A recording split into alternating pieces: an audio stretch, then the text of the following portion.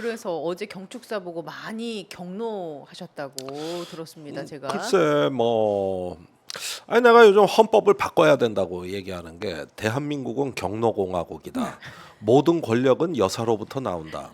뭐 이렇게 헌법 1조를 바꿔야 되는 거 아닌가 했는데 어제 또 뭐 경축사 보니까 뭐 또 예상을 빗나가지 않아요.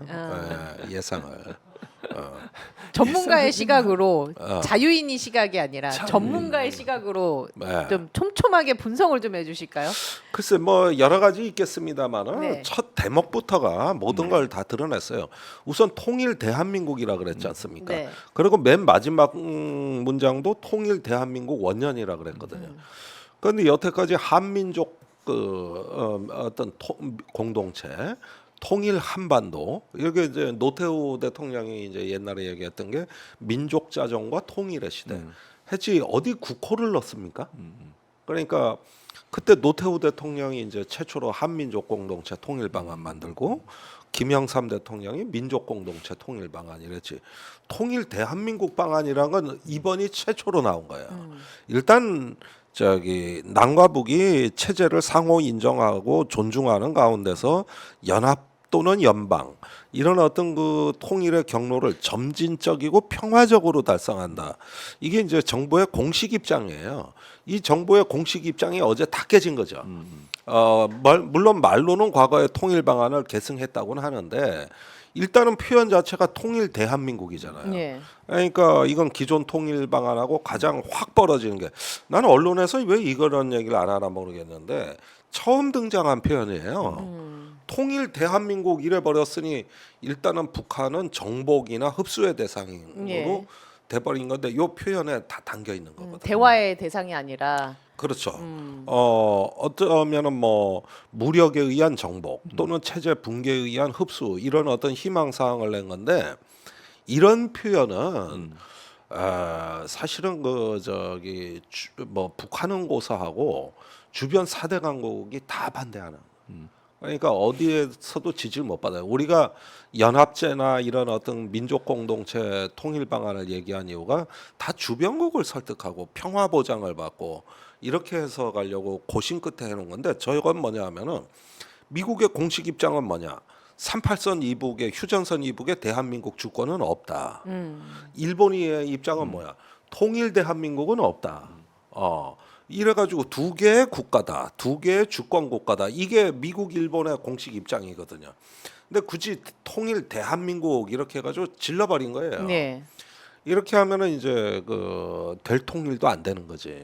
그래서 일단 첫 대목에 처음 나온 표현부터가 모든 걸 다 말해 주니까 결국은 뭐 흡수 통일 안 하겠다고 한 거는 노태우 이래 7명의 대통령의 공통 그 입장이었는데 이걸 뭐 지 혼자 다 뒤집어 버그래. 아니 용감하긴 해. 용감하긴 해. 원래부터 무모하기도 용감한 하지만. 사람들 앞에 붙는 게 있잖아요. 어떤 사람은 용감하다. 예. 본인 얘기 안 하고 어떤 사람. 그러니까 결국은 북한과의 관계는 계속 경색, 대결, 대립, 갈등 이렇게 만들어 놓고 통일하겠다고 그러니까 지금 말씀하신 것처럼 흡수 통일이나 전쟁을 위한 통일밖에 안 되는 거잖아요, 결국은. 그렇죠. 예, 그러니까 박근혜 대통령도 옛날에 경의선 철로 연결부터 하겠다. 그래서 북한 주민 생활 향상을 위해서 그때 왜 산모조리 그 평양에 산부인과 지원을 한다든지 또 이제 경의선 철 진보 정권이 하는 건 다 빼버렸지만은 그래도 DMZ 평화공원 생태조성 기구를 만들자든가 사실 보수 정권에서 내놓을 만한 건 꽤 내놨어요. 그때 그 사고 방식도 기존 통일 방안의 연장선상인데 이 선로에서 유일하게 탈선한 게 윤석열입니다. 그러니까 역사만 탈선하는 게 아니에요. 이런 게 전부 다 탈선하는 뜻은 뭐냐면은 본인이 뭔가 원조 최초라는 그 강박관념에 지금 구속돼 있다는 뜻이에요. 그래가지고 역사도 다 최초로 뒤집은 대통령이고 그 연장선에서 통일까지 이렇게 하는 어떤 그 새로운 이게 하나의 어떤 그 새로운 망상의 출발인데 히틀러가 그 하우스 호퍼라는 지정학자를 감옥에서 만난다고 그때 쓴 마인캄프 나의 투쟁 그 제 14장에 기존 독일인들이 듣지 못한 놀라운 이야기가 나와. 그게 뭐냐면 레벤스타움이라고 하는 개념인데 그게 우리말로는 생활권이라는 개념이거든요. 그러니까 독일인의 생활권 개념이 나오는데 그 독일인의 생활권은 동쪽으로 가야 된다. 그러니까 하우스오퍼는 사이비 지정학자였습니다. 그래서 거길로 가서 정복을 해야 이 독일인의 게르만의 생활권이 완성된다는 거예요. 이게 훗날 폴란드와 체코 침공으로 이어지게 되고 듣도 보도 못한 아주 파시즘 이 침략 전쟁을 우리가 보게 된 겁니다. 20세기에 가장 혐오스러웠던 그 공격이자 침략 사상이었던 거죠. 근데 어제 이 윤 대통령의 이 이야기는 그 히틀러의 마인캄프 14장을 연상시킨다. 이게 뭐냐면 북한을 정복의 대상으로 이제 흡수의 대상으로 본 거예요. 그렇게 함으로써 북한 정권은 대화의 상대는 아니지만 북한의 주민을 동원해서 체제를 전복하거나 이제 레짐 체인지 그러니까 체제 전환을 통한 통일을 달성하겠다는 이런 식의 사상이 돼버리는 겁니다. 그래서 이런 류의 어떤 망상이 어떤 결과를 초래했는지 우리는 역사에서 충분히 경험을 했다. 예. 그 교훈도 이미 받았다. 그러면은 이거는 주변에 동맹이고 뭐고 없어요. 일단 나의 독선입니다. 그렇게 해서 이제 이루어지는 건데 이게 얼마나 심각하냐면은 미국의 윌리엄 린드라는 전쟁학자가 있어요. 이 사람이 지난 20년간 한국에 가장 많은 영향을 끼쳤다고 봐야 되는데 이 사람이 얘기한 제4세대 전쟁이라는 담론이 있습니다. 그게 이제 이명박 박근혜 때 완전히 국방부가 그리로 경도돼 버린 거거든요. 이 이론에 따르면 북한하고 전쟁을 하는 건 군대와 군대가 전선에서 세게 화력이 충돌하는 방식은 지혜롭지 못한 방식이라는 거예요. 그것보다는 적의 후방에서 분란전을 도모한다고 돼 있어요. 분란전. 그러니까 북한에 우리 남한의 협조적인 주민과 접선을 해서 우리 특수부대가 들어가 가지고 유격전을 전개한다. 이렇게 해가지고 각종의 어떤 북한의 사회 시스템의 신경과 동맥을 끊어놓는 이걸 제4세대 전쟁이라 그러면서 이걸 준비해야 된다고 했고 평소에는 이건 전시 평시가 없기 때문에 평시에도 준비해야 되고 그 도모해야 된다. 이래가지고 제4세대 전쟁론이 이게 한국 사회 풍미화하면서 이제 공격적인 사상이 나왔거든요.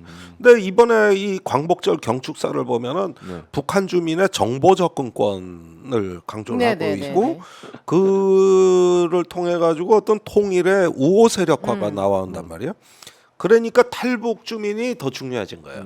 우리 지금 국내 3만 명의 거의 다 돌파된 우리 북한 이탈 주민이 계시는데 이분들을 이제 유사시에는 북한을 통치하거나 아니면 침투하는 자원으로 삼겠다는 이것도 제4세대 전쟁론에서 나오는 겁니다. 거기에 정보전이 나오고 그러니까 제가 이게 개념적으로 어려운 말씀을 드리는 이유가 이게 다 역사가 있고 뼈대가 있는 논의인데 이게 오래전부터 우리나라가 북한의 레짐 체인지를 통해 가지고 이 통일 국가를 만들겠다고 하는 사람들의 원래 전략이었어요. 그것이 어제 통일 독트린이라는 이름으로 포장이 돼서 나온 거예요. 뿐인 거예요, 이게. 그러면은 이 논의의 문제점은 뭐겠냐? 예. 우선은 뭐냐면 뭐 북한을 대화 상대로 안 본다 뭐 이런 얘기는 너절너절하고 뻔한 얘기는 다 빼버리더라도 그 북한이 그 어떤 체제 위기에 겪는다고 해서 북한이 붕괴되면 당연히 대한민국 품에 안긴다는 아주 그 단순한 가정에서 출발을 한다는 거예요, 이 얘기들이. 근데 저도 뭐 북한을 여러 번 가봤고 문재인 정부 때 그 북한의 경제 일꾼들하고 주로 대화도 해봤고 뭐 하면 이 사람들이 얘기하는 게 이미 너무 많이 중국화돼 있어요. 너무 많이. 만약에 북한의 어떤 그 고통을 더 가중시키고 체제 유지가 힘든 상황까지 가게 될 경우에는 오히려 대한민국하고 더 멀어질 거예요. 북한의 평양 시내 지금 제일 큰 백화점이 중국 겁니다. 와인바도 중국 거예요. 탄광 전체가 중국 거예요. 이미 다 깔아놨고 유사시에 그 중국의 그 심양에 있는 집단군이 북한에 진입할 수 있는 작전 도로 건설에 저기 우리 돈 2조 원을 썼다는 거 아닙니까? 그래서 속에 그게 병아리라고 하는 건데 샤오치아이라고 하는 비밀 계획이 그 북한을 품는다. 어미닭이 병아리를 품는다. 이래 가지고 그 한 10년 전부터 그 준비를 차곡차곡 해왔고 언제든지 북한에 돈을 투입할 수 있는 기금 조성이 다 끝나 있는 나라가 중국인데 예. 우리가 어떻게 그걸 상대합니까?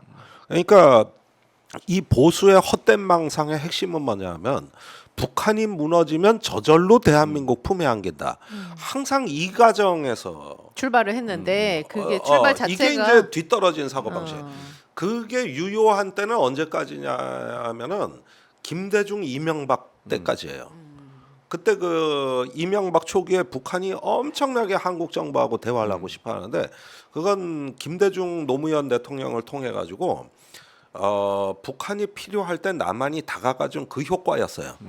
그래서 이명박 대통령 때까지도 북한은 굉장히 남한을 필요로 했습니다. 근데 이명박이 걷어찬 거지. 그 뒤로는 저기 만약에 북한이 정말 자기들 체제 생존에 도움을 청한다면 그 상대는 중국일 것이다. 중국이 돼버렸고 지금까지는 이제 돌이킬 수가 없고 거기에 러시아까지 접근하고 있기 때문에 예. 북한 체제를 위기에 빠뜨리면 빠뜨릴수록 우리는 중국, 러시아를 직접 상대하게 될 것이다. 이 가능성이 커진 건데 이런 어떤 국제 정세의 판을 못 읽고 있는 거예요. 오히려 통일을 하고 싶으면 북한이 남한을 필요로 해야 돼. 이런 여건을 만들어줘야 되는데 거기에 대해서 말이 없는 거거든요. 이게 보수의 큰 지금 전략적 망상이고 거기에는데 전진해서 통일 대한민국을 만들겠다. 난 이게 바로 저기 뭐냐 더 나가서는 뭐 나중에 만주까지 우리 거라고 할지 모르겠습니다만은 그게 바로 마인캄프 14장이 설명하는 북쪽으로? 그 내용. 북쪽이죠 이번엔. 이번엔 북쪽 우리나라 입장에서 이제 북쪽으로. 난 그거라고 봐요. 그거 아니고 뭡니까? 저걸 세계 속에서 저 담론을 찬성할 나라가 누가 있을까? 미국이 해줄까? 일본에 뭐 국제사회하고 어떻게 같이 하겠다 하는데 그 국제사회에 중국, 러시아는 빠졌잖아. 그러니까 이것이 이제 그 지정학적 망상이라고 얘기하는 거거든. 이게 흔히 그게 국제 정치에선 한동안 금기어였어요. 예. 침략 사상이 되기 때문에. 그런데 이게 다시 기원을 했는데 누가 이걸 박수 치겠습니까? 그 구독자분이 이진행님이 북한의 모델은 베트남인 것 같은데요라는 질문을 주셨거든요. 예, 한때 그 말이 있었죠. 예, 중국식 개혁 모델이냐, 베트남식 모델이냐, 뭐 이랬는데 저기 항상 개혁 개방이란 건 우리가 쓰는 말이에요. 우리가 쓰는 말이고 그 저기. 북한은 이 말을 아주 싫어하거든요. 그런데 역시 북한은 체제 유지가 급선무이기 때문에 일단은 어느 정도 북한의 지도자가 체제의 위협을 느끼지 않고도 세계 속에 나올 수 있는 여건을 만들어줘야 되고 그 안내자를 우리가 해줘야 되는데 이게 문재인 정부의 2018년부터 1년 정도 있었던 그때 순조로웠던 과정이었는데 결국 왜 좌절됐느냐. 안보가 보장 안 된다고 봤던 거죠. 역시 문제의 핵심은 안보였던 거예요. 그래서 저기 아니 뭐 안보가 보장 안 된 상태에 영변 내놔라. 그거보다 더한 것도 내놔라. 이러다 깨진 거거든요. 그러니까 역시 그 첫째는 안보고 두 번째는 체제에 큰 혼란 없이 연착륙을 할 수 있게 해줘야 되는데 개혁 개방으로 갈 때는 어느 정도 혼란이 불가피합니다. 근데 지금 북한의 체질 체력으로는 그걸 감당을 못하는 거예요. 그러니까 그런 부분에서 어떻게 하면 이것이 순조롭게 이행될 수 있을까? 이런 걸 우리가 길 안내를 해주고 개념을 만들어주고 방법을 제시하고 원래 이런 게 통일입니다. 예. 별게 없어요. 이런 게 통일이에요. 근데 이걸 안 하겠다. 그건 분란전을 하겠다는 얘기야. 분란전. 이건 전쟁론에서 나오는 거예요. 분란전을 하겠다. 그 분란전이라는 것이 화살이 또 국내를 분란시키잖아요. 그렇죠. 국내 갈라놓고. 그러니까 그걸 하기 위해서 국내에서부터 먼저 손보겠다. 그래서 난 뭐 악의적 선동과 뭐 네, 사이비 가짜 지식인해서 뉴스. 내 얘기인가? 이게 찔리셨어요? 산업화됐다 그래서 내 유튜브 자주 나가는데 네. 혹시 우리 얘기인가? 가짜 뉴스 파는 선동가들 이들이 반자유 반통일 세력이다. 검은 세력이다. 뭐 그래서 우리 얘기 하나 보다. 그래가지고 우리 안에 통일부터 무너질 판인데 뭐 지금 북한 얘기하게 생겼습니까, 솔직히.